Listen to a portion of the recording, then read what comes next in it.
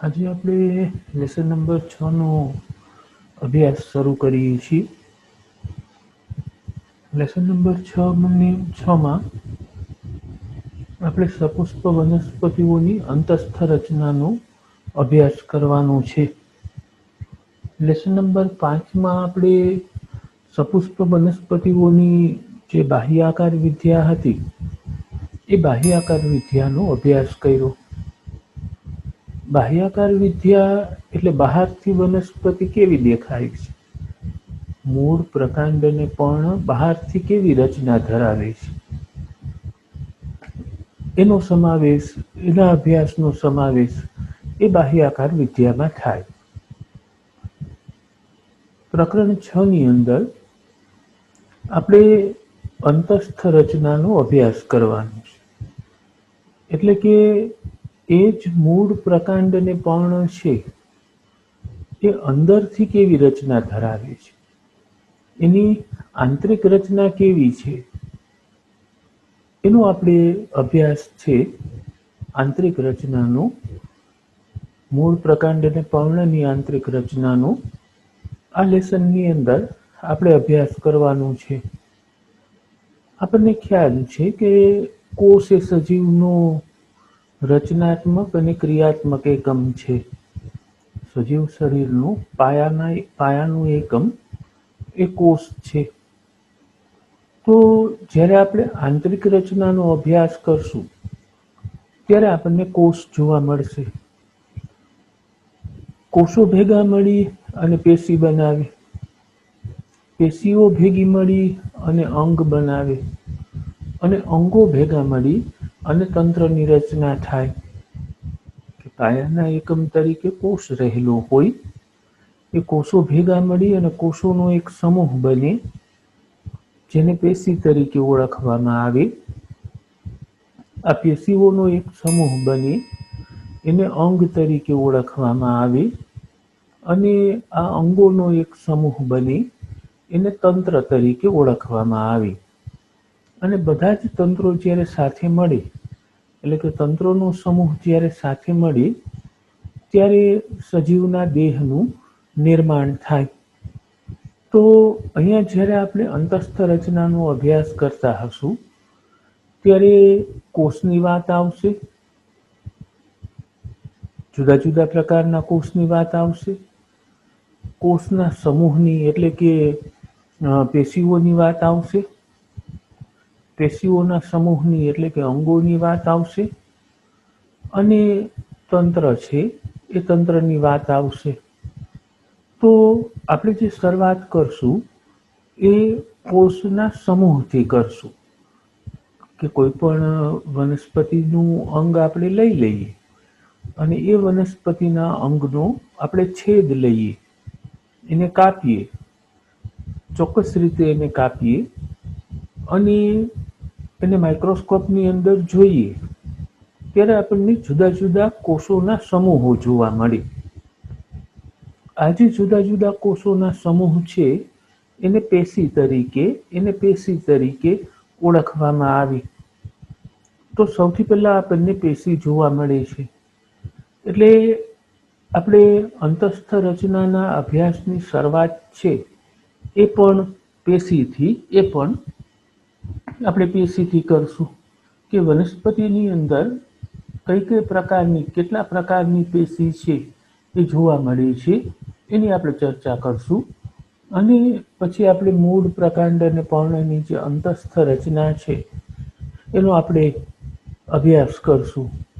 કે સમાન ઉત્પત્તિ ધરાવતા અને સમાન કાર્ય દર્શાવતા કોષોના સમૂહને પેશી તરીકે ઓળખવામાં આવે. આ પેશીની વ્યાખ્યા થઈ. આપણે સામાન્ય ભાષામાં એમ કહી શકીએ કે કોષોનો સમૂહ એટલે પેશી. પણ જ્યારે એની વૈજ્ઞાનિક વ્યાખ્યા આપવાની વાત આવે તો એની વૈજ્ઞાનિક વ્યાખ્યા આ રીતે આપવામાં આવે કે સમાન ઉત્પત્તિ અને સમાન કાર્ય દર્શાવતા કોષોના સમૂહને પેશી તરીકે ઓળખવામાં આવે. કે સમાન ઉત્પત્તિ અને સમાન કાર્ય દર્શાવતા કોષોના સમૂહને પેશી તરીકે ઓળખવામાં આવે. વનસ્પતિની અંદર જુદા જુદા પ્રકારની પેશી બને, જુદા જુદા પ્રકારની પેશીઓ જોવા મળે છે. અહીંયા કોષોની જે વિભાજન ક્ષમતા છે, કોષોની જે કોષ વિભાજનની ક્ષમતા છે, એને અનુલક્ષીને એને આધારે વનસ્પતિ પેશીઓને બે પ્રકારની અંદર વહેંચી દેવામાં આવે. એક વર્ધનશીલ પેશી અને બીજી સ્થાયી પેશી, કે વનસ્પતિઓની અંદર બે પ્રકારની પેશી જોવા મળે. એક વર્ધનશીલ પ્રકારની પેશી જોવા મળે અને બીજી સ્થાયી પ્રકારની પેશી છે એ જોવા મળે. પેશીના જે આ બે પ્રકાર આપણે પાડીએ છીએ, એ પેશીના બે પ્રકાર એ એની કોષ વિભાજનની ક્ષમતાને અનુલક્ષીને છે. એની કોષ વિભાજનની ક્ષમતાને આધારે પેશીના વનસ્પતિમાં જોવા મળતી પેશીઓના આપણે બે પ્રકાર પાડ્યા છે. તો સૌથી પહેલા આપણે વર્ધનશીલ પેશીનો અભ્યાસ કરીએ. વર્ધનશીલ શબ્દ છે એમાં મુખ્ય શબ્દ વર્ધન છે. વર્ધન એટલે વધવું. વર્ધન શબ્દનો અર્થ થાય વધવું. જીવવિજ્ઞાનની ભાષામાં આપણે કહીએ તો વર્ધન એટલે વૃદ્ધિ, વધવું એટલે વૃદ્ધિ. કદ, આકાર અને વજનની અંદર થતો વધારો એટલે વૃદ્ધિ. તો એ વૃદ્ધિની જે પ્રક્રિયા છે, એ વૃદ્ધિની પ્રક્રિયા માટે જે પેશી જવાબદાર છે એને વર્ધનશીલ પેશી તરીકે ઓળખવામાં આવે. અને કદ, આકાર અને વજનમાં વધારો ક્યારે થાય? તો કે નવા કોષ ઉત્પન્ન થાય તો જ કદ, આકાર અને વજનની અંદર વધારો થાય.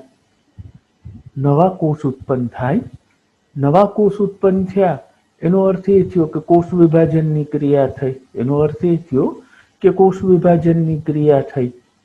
કોષ વિભાજનની ક્રિયા થઈ એને પરિણામે નવા કોષો ઉત્પન્ન થયા, અને નવા કોષો ઉત્પન્ન થયા એટલે કદ, આકાર અને વજનની અંદર વધારો થયો. એટલે કે વર્ધનશીલતા છે એ વર્ધનશીલતા આવી. તો આ વૃદ્ધિ માટે જવાબદાર જે પેશી છે, અને વૃદ્ધિ માટેનું જવાબદાર પરિબળ એ કોષ વિભાજન છે.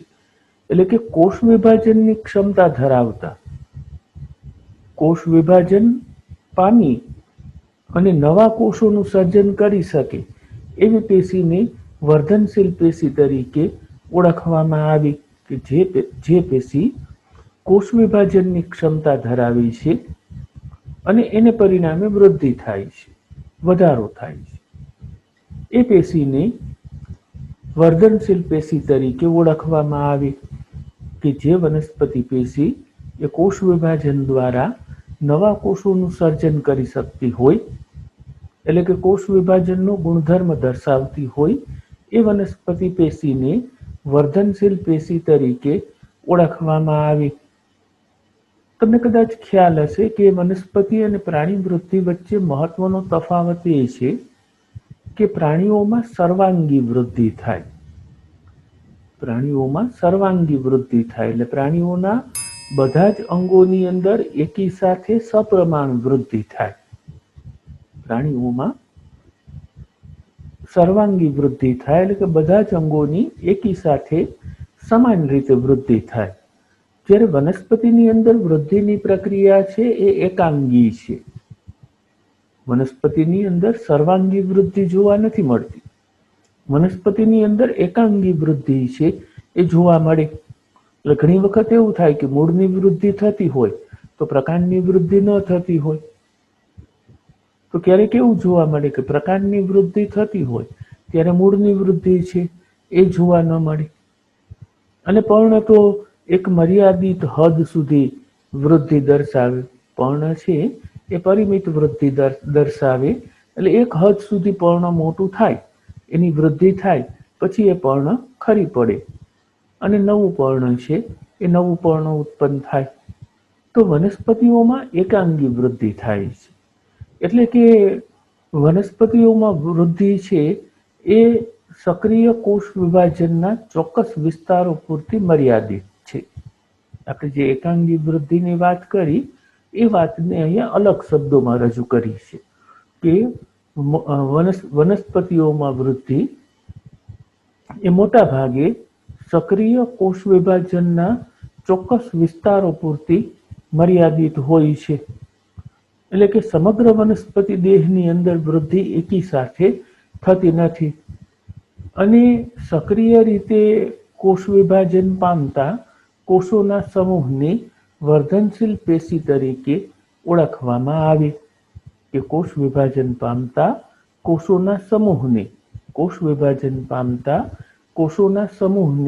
વર્ધનશીલ પેશી તરીકે ઓળખવામાં આવે. તો વનસ્પતિઓમાં જુદા જુદા પ્રકારની વર્ધનશીલ પેશી છે એ જોવા મળે. એટલે કે વર્ધનશીલ પેશીના પણ પાછા પ્રકાર છે કે વનસ્પતિમાં જુદા જુદા પ્રકારની વર્ધનશીલ પેશીઓ છે એ વર્ધનશીલ પેશીઓ જોવા મળી. મૂળ અને જે પ્રકાંડ છે એ પ્રકાંડના અગ્રસ્ત ભાગમાં રહેલી અને પ્રાથમિક પેશીઓનું નિર્માણ કરતી વર્ધનશીલ પેશીને અગ્રીય વર્ધનશીલ પેશી તરીકે ઓળખવામાં આવે. જે અગ્રભાગમાં રહેલી હોય. અગ્રભાગ એટલે ટોચનો ભાગ, અગ્રભાગ એટલે ઉપરનો ભાગ. તો પ્રકાંડની ટોચે રહેલી અને મૂળની ટોચે રહેલી જે વર્ધનશીલ પેશી છે એને અગ્રીય વર્ધનશીલ પેશી તરીકે ઓળખવામાં આવે. મૂળની અગ્રીય વર્ધનશીલ પેશી છે એ મૂળના ટોચના ભાગે જોવા મળે અને પ્રકાંડની અગ્રીય વર્ધનશીલ પેશી છે એ પ્રકાંડની જે અગ્રીય વર્ધનશીલ પેશી છે એ પ્રકાંડની ટોચના ભાગે એ જોવા મળે. ઘણી વખત એ પ્રકાંડના મોટાભાગના પ્રદેશોમાં અમુક અંતરે છે એ રહેલી હોય. ઘણી વખત એટલે મોટા ભાગે પ્રકાંડની ટોચે તો જોવા મળે જ. એ ઉપરાંત પ્રકાંડમાં જુદા જુદા અંતરે પણ આ અગ્રીય વર્ધનશીલ પેશી છે એ રહેલી હોય. જ્યારે પર્ણનું નિર્માણ થાય અથવા પ્રકાંડનું વિસ્તરણ થાય એ દરમિયાન આ છૂટા અંતરે રહેલી જે અગ્રીય વર્ધનશીલ પેશીના કેટલાક કોષો છે એ કક્ષકલિકાનું નિર્માણ કરે. આપણને યાદ છે કે પ્રકાંડ અને પર્ણની વચ્ચે જે ખૂણો રચાય એ ખૂણાને કક્ષ તરીકે ઓળખવામાં આવે. કક્ષ એટલે ખૂણો. તો પ્રકાંડ અને પર્ણની વચ્ચે જે ખૂણો રચાય ત્યાં જે કલિકા ઉત્પન્ન થાય એને કક્ષકલિકા તરીકે ઓળખવામાં આવે. એટલે આ કક્ષકલિકા છે એમાંથી શાખા ઉત્પન્ન થાય અથવા એ કક્ષકલિકામાંથી પુષ્પ છે એ પુષ્પ ઉત્પન્ન થાય. એટલે એક અગ્રીય વર્ધનશીલ પેશી થઈ. વર્ધનશીલ પેશીનો એક પ્રકાર એ અગ્રીય વર્ધનશીલ પેશી છે. વર્ધનશીલ પેશીનો બીજો જે પ્રકાર છે એ આંતરવિષ્ટ વર્ધનશીલ પેશી છે. વર્ધનશીલ પેશીનો બીજો જે પ્રકાર છે એને આંતરવિષ્ટ વર્ધનશીલ પેશી તરીકે ઓળખવામાં આવે. બે શબ્દ છે, એક આંતર શબ્દ છે અને એક વિષ્ટ શબ્દ છે. આપણને ખ્યાલ છે કે આંતર એટલે વચ્ચે. આપણે ઘણી વખત શબ્દ પ્રયોગ કરતા હોય છે કે આંતરરાષ્ટ્રીય તો રાષ્ટ્રોની વચ્ચે, આંતરરાજ્ય તો રાજ્યની વચ્ચે, આંતર જિલ્લા તો જિલ્લાઓની વચ્ચે. તો આંતર શબ્દનો અર્થ થાય વચ્ચે અને વિષ્ટ એટલે વીંટળાયેલ. વિષ્ટ શબ્દ છે મૂળ શબ્દ વેસ્ટનશીલ છે. વેસ્ટ એટલે વીંટળાવવું, એના ઉપરથી વેસ્ટનશીલ શબ્દ આવ્યો અને અહીંયા એના ઉપરથી વિષ્ટ શબ્દ આવ્યો છે. પણ વિષ્ટ એટલે વીંટળાયેલું. આંતરવિષ્ટ વર્ધનશીલ પેશી એટલે વીંટળાયેલી વચ્ચે વીંટળાયેલી જે વર્ધનશીલ પેશી છે, સમજીએ આપણે હમણાં, પણ આ તો એક શબ્દના અર્થની આપણે વાત કરીએ. વચ્ચે વીંટળાયેલી જે વર્ધનશીલ પેશી છે એને આંતરવિષ્ટ વર્ધનશીલ પેશી તરીકે ઓળખવામાં આવી. આપણે અગાઉ કીધું કે વનસ્પતિમાં વિવિધ પ્રકારની પેશીઓ રહેલી છે. એના આપણે મુખ્ય બે પ્રકાર પાડ્યા, એક વર્ધનશીલ પેશી અને બીજી સ્થાયી પેશી. એ સ્થાયી પેશીની અંદર આપણે આગળ અભ્યાસ કરશું કે મૃદુતક પેશી આવશે, પછી સ્થૂલકોણક પેશી આવશે, પછી દ્રઢોતક પેશી આવશે, પછી જલવાહક પેશી આવશે અને અન્નવાહક પેશી આવશે. તો વનસ્પતિમાં મૃદુતક પેશી છે, જલવાહક છે, અન્નવાહક છે, દ્રઢોતક છે, સ્થૂલકોણક પેશી છે. તો આ બધી જ પેશી છે વનસ્પતિના અંગની અંદર રહેલી હોય. તો બાકીની બધી જે પેશી છે, જલવાહક, અન્નવાહક, મૃદુતક, સ્થૂલકોણક, દ્રઢોતક, એ બધી પેશીની વચ્ચે રહેલી હોય. એ બધી પેશીની વચ્ચે વર્ધનશીલ પેશી રહેલી હોય. એને આંતરવિષ્ટ વર્ધનશીલ પેશી તરીકે ઓળખવામાં આવે. તો બધાની વચ્ચે છે એટલે એને આંતર કહેવાય. એ બાકીની બધી પેશીથી વીંટળાયેલી છે, બાકીની બધી પેશીથી ઘેરાયેલી છે.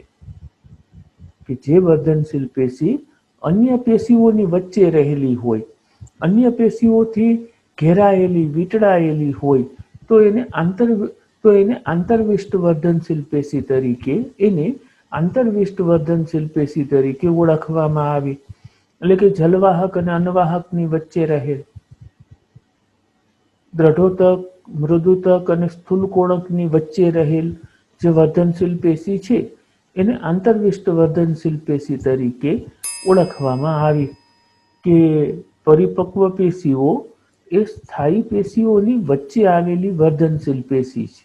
પરિપક્વ પેશીઓ એ સ્થાયી પેશીઓની વચ્ચે આવેલી વર્ધનશીલ પેશીને આંતરવિષ્ટ વર્ધનશીલ પેશી તરીકે ઓળખવામાં આવે છે.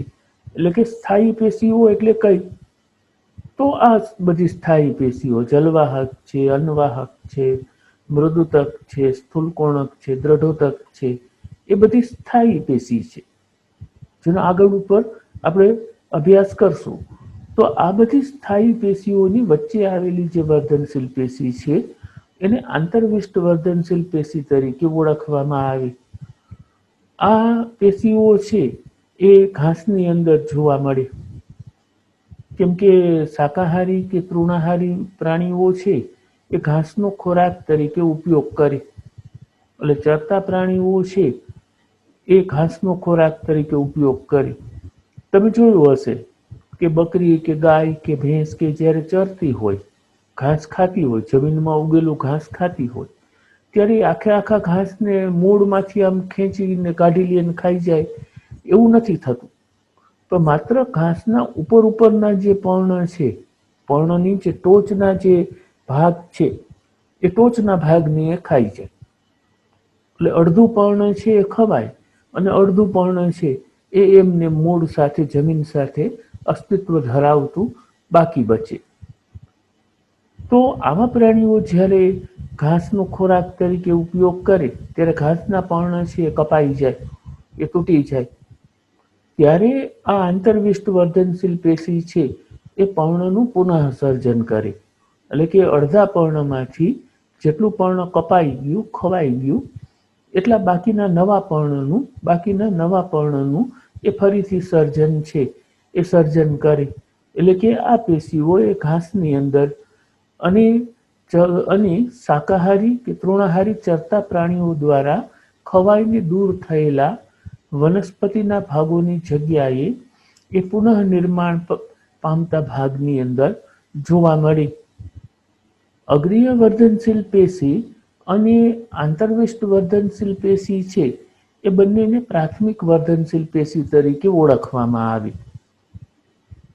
અગ્રીય વર્ધનશીલ પેશી અને આંતરવિષ્ટ વર્ધનશીલ પેશી એ બંનેને પ્રાથમિક વર્ધનશીલ પેશી તરીકે ઓળખવામાં આવે, કારણ કે વનસ્પતિ જીવનની શરૂઆતમાં દેખાય છે અને પ્રાથમિક વનસ્પતિ દેહના નિર્માણની અંદર એ ભાગ લે છે. કે બીજને આપણે જમીનમાં મૂકી અને બીજમાંથી અંકુરણ થાય અને જે છોડ બની, નાનકડું જે છોડ બની એની અંદર આ પેશી, ત્યારથી આ પેશી છે એ રહેલી હોય. એટલે વનસ્પતિનો એ પ્રાથમિક દેહ છે. અંકુરણ પામેલું બીજ એ વનસ્પતિનો પ્રાથમિક દેહ છે.